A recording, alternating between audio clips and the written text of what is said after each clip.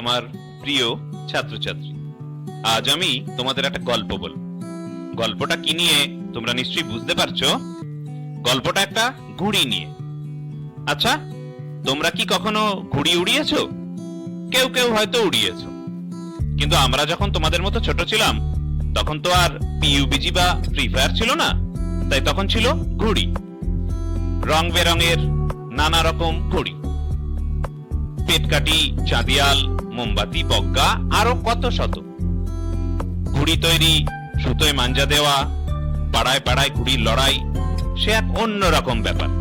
সেই ঘুড়ি নিয়েই আমাদের আজকের গল্প, আওয়ার রানঅ্যাওয়ে কাইট, আমাদের ফোকাট্টা ঘুড়ি, by a famous Canadian authoress Lucy Maud Montgomery. Lesson 5. Now, the story begins with the name of an island called Big Half Moon. The island was separated from the mainland by far. A little girl lived there with his brother and father. The father was the keeper of the lighthouse there. Now, what is a lighthouse? A lighthouse is a tower with flashing lights at the top to guide the ships at night. Now the two little children had no friends there to play with, so they used to fly kites very often. One day, such a runaway kite changed the course of their life. Our runaway kite গল্পটি আমাদের শোনাচ্ছে একটি ছোট্ট মিষ্টি মেয়ে, Philippa lead. এইবার আমরা গল্পটা শুনব। Of course, there was nobody for us to play with on the Big Half Moon. We just had to make the most of each other, and we did. We live on the Big Half Moon island. We are Father and Claude and I and Aunt Esther and Mimi and Dick. It used to be only Father and Claude and I. It is all on account of the kite that there are more of us. This is what I want to tell you about. Father is the keeper of the Big Half Moon lighthouse. I am 11 years old. Claude is 12. In winter, when the harbor is frozen over, we all move over to the mainland. As soon as the spring comes, back we sail to our own dear island. The funny part used to be that people always pitied us when the time came for us to return. They said we must be so lonesome over there with no other children near us. Of course, Claude and I would have liked to have someone to play with us. It is hard to run pirate caves and things like that with only two. But we used to quarrel a good deal with the mainland children in winter. So, it was perhaps just as well that there were none of them on the Big Half Moon. Claude and I never quarreled. To be sure, Father didn't seem to have any relations except us. This used to puzzle Claude and me. Everybody on the mainland had relations. Why hadn't we? Was it because we lived on an island?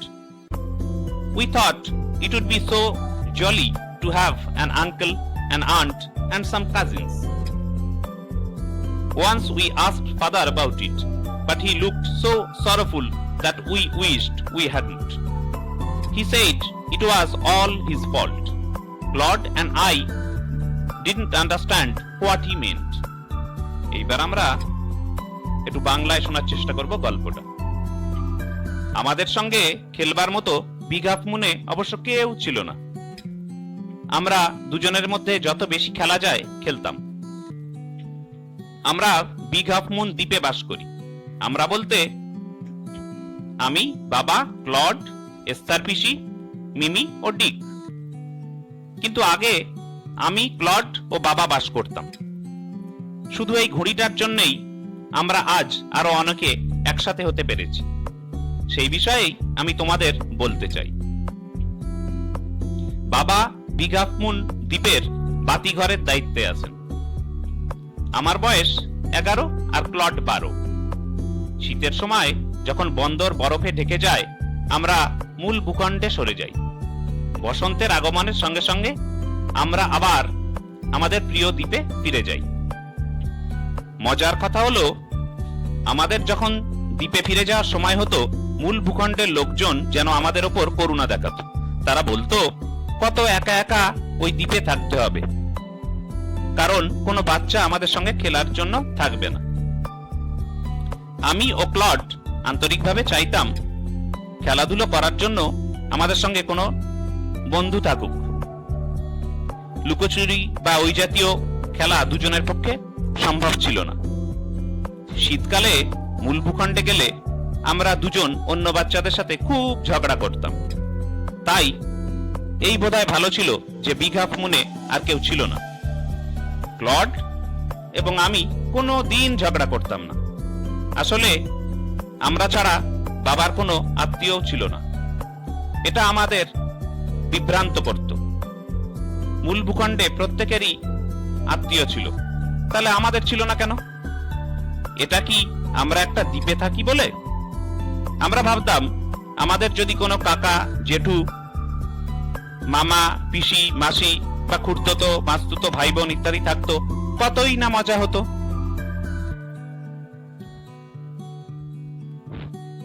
এই ব্যাপারে আমরা একদিন বাবাকে জিজ্ঞেস করেছিলাম, কিন্তু তার মনটা এত খারাপ হয়ে গেল যে আমাদের মনে হলো বাবাকে জিজ্ঞেস না করলেই বোধহয় ভালো হতো। বাবা বলেছিলেন এই সব কিছু তার নিজের দোষের জন্য। বাবার মন খারাপ কেন হলো বা তিনি কি বলতে চাইলেন, আমি বা ক্লড তার কিছুই বুঝতে পারলাম। এইটা আমাদের ফার্স্ট ইউনিটের গল্পের অংশ। এই গল্প থেকে আমরা বুঝতে পারলাম যে এই গল্পে ফিলিপ্পা, ক্লড তার বাবার সাথে বিগ হাফ মুন যে আইল্যান্ড তাতে বাস করে এবং তারা তাদের এই যে জীবন, সেই জীবনটাকে কিভাবে পরিচালিত করছে বা তাদের জীবনটা কোন ছন্দে কাটছে, সেইটা কিন্তু আমরা ফার্স্ট ইউনিট থেকে খানিকটা বুঝতে পেরেছি। এরপরে আমরা গল্পের বাকিটা জানার জন্য সেকেন্ড যে ইউনিট আছে সেই ইউনিট তার দিকে চোখ রাখবো। In the first unit of our runaway kite, we see that the little duo had to play with each other because there was nobody in the island Big Half Moon to play with them. Now the island looked like a half moon and so was named after the shape. We know that the narrator lived with his father, brother, aunt and cousins. But before the kite episode, there were only 3 in the island. The narrator was an 11-year-old girl named Philippa Litt, and his brother Claude was only 12. In the winter, they all moved to the mainland as the harbor got frozen over. There, they played with their friends and quarreled a lot. In summer, they used to return to their island as usual and would find it difficult to play pirate caves with only 2. But the fact that their father had no relations except them would make them sad. এখন first ইউনিটের কয়েকটি word নিয়ে আমরা একটু আলোচনা করে নেব। প্রথমেই যে নতুন ওয়ার্ডটি পাচ্ছি তা হলো make the most. It means make the best use, অর্থাৎ সবচেয়ে ভালো কাজে লাগানো। Next comes light house. It means a tower with a light at the top to guide Mariners at night, অর্থাৎ রাতের অন্ধকারে জাহাজের নাবিকদের সঠিক পথ নির্দেশ দেওয়ার বাতিস্তম্ভ। নেক্সট হারবার মিনস ডক, বন্দর বা পোতাশ্রয় যেখানে জাহাজ রাখা থাকে। পরের ওয়ার্ড ফানি মিনস অ্যামিউজিং, অর্থাৎ মজাদার। দেন কামস পিটিড মিনস সিম্প্যাথাইজড, অর্থাৎ করুণা দেখাতো। আমরা জানি যে মূল ভূখণ্ডের লোকেরা ফিলিপ্পাকে এবং ক্লডকে করুণা দেখাতো। Next comes lonesome means lonely, অর্থাৎ কিনা নিঃসঙ্গ। এর পরেরটা হচ্ছে pirate caves, a kind of game like hide and seek, অর্থাৎ জলদস্যুর গুহা নামে লুকোচুরি জাতীয় খেলা যা ক্লড আর ফিলিপ্পা খেলত।